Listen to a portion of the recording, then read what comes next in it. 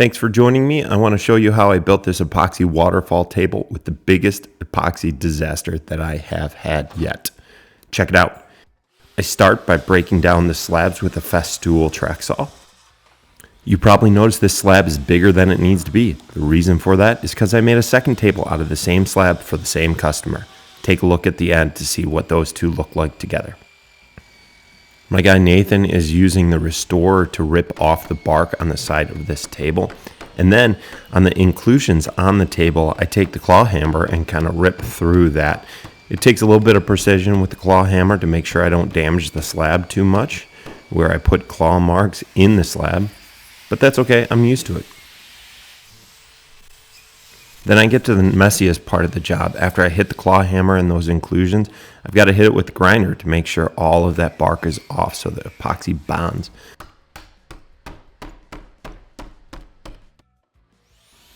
You're probably asking yourself, what are those plywood bands on the top surface of this table for? And why am I slicing it as a 45 without a river in the center already? Well, I thought I might as well pour this together, bend it at 45, secure the slabs as if the river was in there, and then pour the river, because that'll look cool.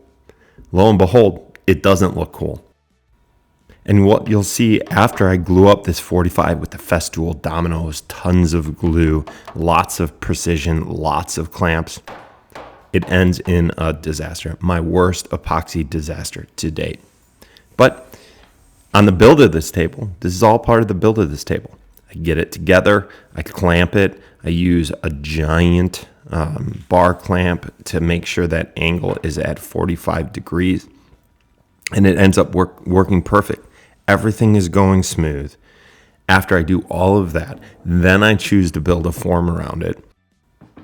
And I don't build a lot of forms anymore. I only build forms on tables that are too big for my pour table. But in this case, I did. And then I put a bunch of pin nails to try to hold it together more in a more sturdy fashion. Used a ton of caulk. And yet it did not work. Again, more pin nails, more forms. I'm like, this thing is going to work. This thing is going to be great. There's no way the epoxy is going to leak. And I think every time I've said that, when I've built a table, it has actually leaked. But in this case, this was the biggest leak. I even put plexiglass on the front thinking, this will be a cool thing to watch. Let's buckle down and watch the show here on this table as the epoxy cures. Maybe I'll throw a time lapse on it and we'll see the epoxy move and flow as it's curing. That's a great idea. Not. And I even made the top a little bit bigger than it was supposed to be so I could put screws in the top and it not be any issue when the table was finished. But, again, didn't work.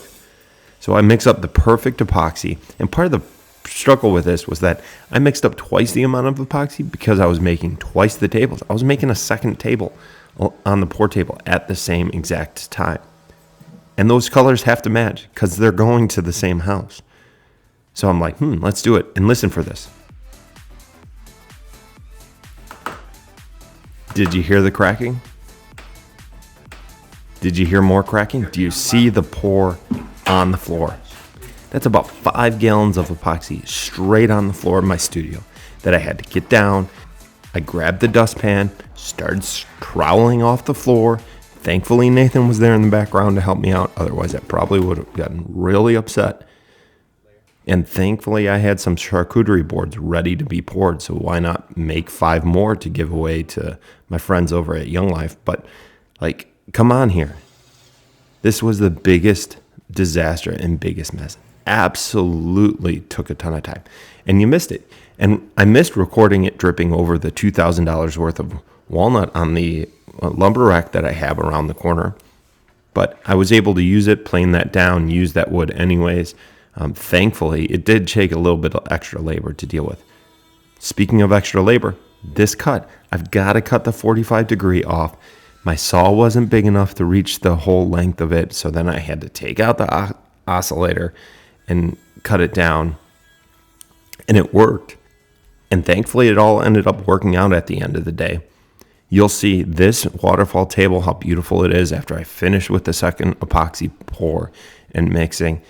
And you're going to see how closely it matches its sister table that ended up at the same house. You'll have to stick around to the end of the video for that, but please do so. Check it out. It's worth the time to see how these things turned out.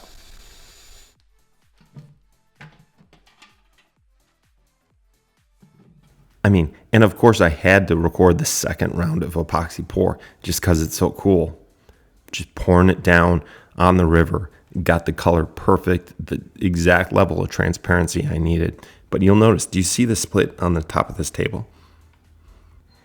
Not only is there a split on the top of this table, but it's completely filled with epoxy because I had to cut that triangle chunk out of the table itself, and that I could do nothing but fill that with epoxy as I poured the second layer. So I ended up using an extra amount of epoxy on the second pour as well as the first pour. You're going to see that once I go ahead and take it off of the pour table and see underneath the slab. Here I am getting the table on the TOT sled with the Jessam router lift and Jessam router on top of it. Perfect combination. If you haven't done this setup, it's absolutely worth it. I don't have the space to store a full-size CNC, so I store this TOT sled in the ceiling. You saw that in the video. Rewind it, take a look at what that looks like.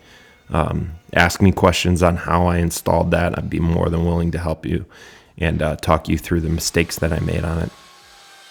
But after I finally get it flattened on the TOT sled, then I take the track saw and square off all of the edges, and then you're going to see me cut the angle again. This is the riskiest part of the whole project. Not only do the sides have to be perfectly parallel, but this cut has to be 100% 90 degrees to get it accurate and to get that seam tight so you can't see it and it doesn't look ugly. Speaking of ugly, the extra epoxy I had to cut out of this thing that just got wasted on the workshop floor. Maybe one day I'll pour an epoxy waterfall table like this, because I'm pretty sure y'all liked what it looked like, but it's not a good idea if you were thinking of trying it. I just do not recommend it. You're going to wind up with epoxy on the floor, unless you can do it better than me, and you might be able to. Second round of gluing up this mitered edge. Now, because I've got epoxy in the center of this table and I cut it and then I'm re-gluing it, I actually am using epoxy to glue up this seam. Now, this is an adhesive epoxy. It works just as good as wood glue. It's a little harder to work with, and the timeline on it is tight when you're clamping it. Only had about 5 minutes, so my buddy Walter here sniffing around helping me out with the project. Round two of getting the clamps all set up, ready to go.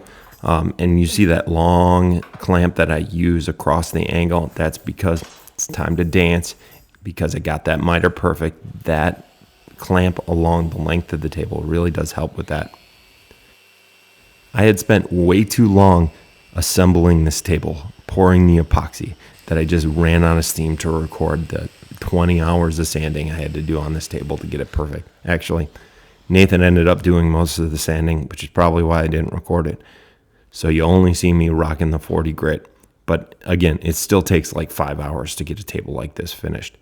But it's worth it. Take a look. This is the first scene of what the color of the table actually looks like. And you can see a little hint of the sister table on that table, on the work surface as well. And you'll see some pictures of that at the end. And I'm finishing here with Rustic Lumber Company's Finish Furniture Oil. I can't ever say that name correctly. It's super tough for me. But you know what? The furniture oil is absolutely worth it. Does the job perfectly. Actually emphasizes the quality of the epoxy on the table well over what polyurethane can do. Adds clarity, and a lot of it has to do with the grit that you sanded to. We sanded this thing to 220. That makes the epoxy shine, makes the epoxy show up relatively clear, relatively transparent, and absolutely worth it. Especially, this thing could have some lighting underneath. I think my customer is going to do that, so I had to make sure you could see it. But here it is, the finished product. Absolutely worth the frustration. It was absolutely worth the effort to try to pour it in one step, even though it didn't work. And in just a second, you're going to see its sister table. But before you do that, please subscribe and enable notifications to my channel. And here we go, the two tables together. The colors are perfect, the tables are perfect, and I appreciate you for being perfect and watching to the end.